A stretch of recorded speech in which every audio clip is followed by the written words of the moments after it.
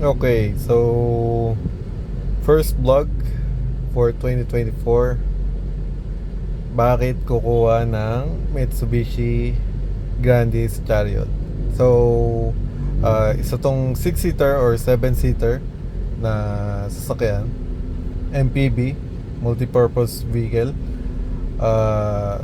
Maliit siya para sa van, pero mas malaki siya kaysa sedan. Okay.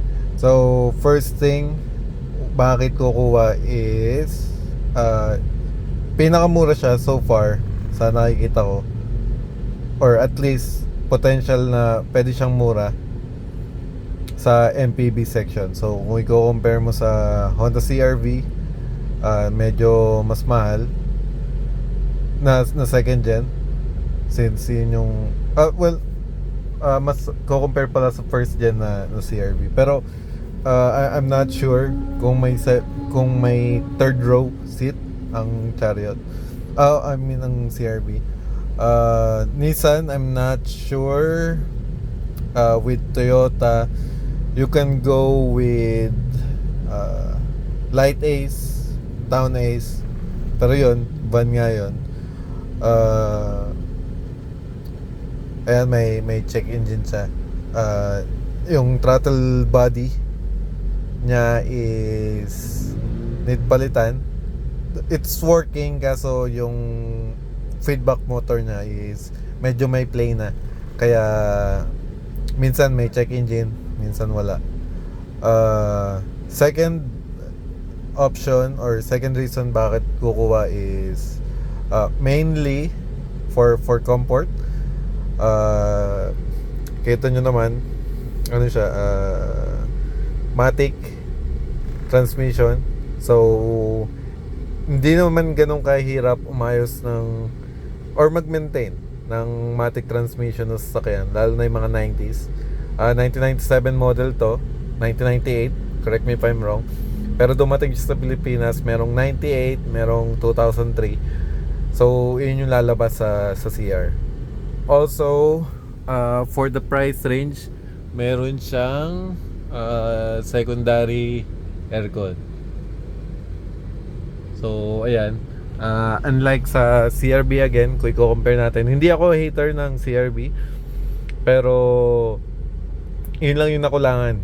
Tulad ni Mrs. na medyo mas gusto niya yung talagang malamig sa sasakyan. Medyo bumagsak yung CR-V kasi yung harap lang yung may aircon, wala siyang yung aircon sa likod.